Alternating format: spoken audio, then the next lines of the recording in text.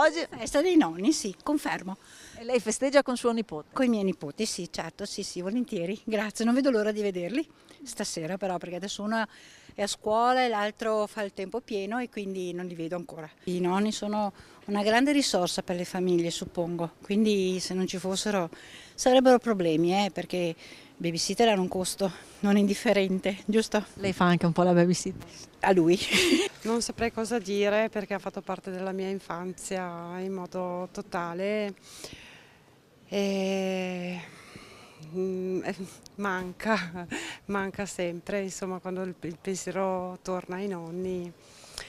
C'è un po' di malinconia. Ecco, io sono diventata mamma, la mia mamma è nonna, quindi ringrazio Dio che ci sia stata lei e che sia stata per me, insomma, un angelo, perché mi ha aiutata tantissimo con i bambini, tenendomi quando io lavoravo.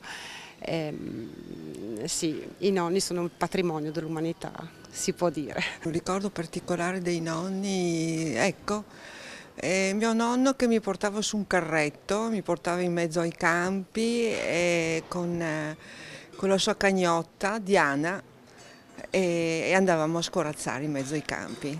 Un bel ricordo, è passato tanto tanto tempo. Un altro mio nonno veniva spesso a Vicenza e andavamo spesso in questa chiesa, Santa Corona, che è molto bella.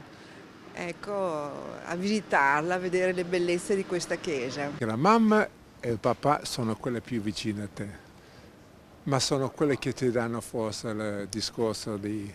L'educazione. No, sono quelle lì che danno le regole, giusto, della vita.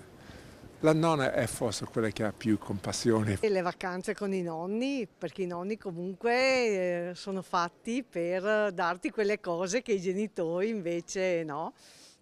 Per cui sì, i nonni devono viziare i nipoti, insomma, quindi il fatto di... Infatti io spero di diventare nonna proprio perché vivi con una sensazione di puoi dare il massimo senza preoccuparti di regole. Nonna e bisnonna, ai nonni in generale che si godano i nipoti il più possibile perché è una bellissima cosa avere i nipotini e i pronipotini.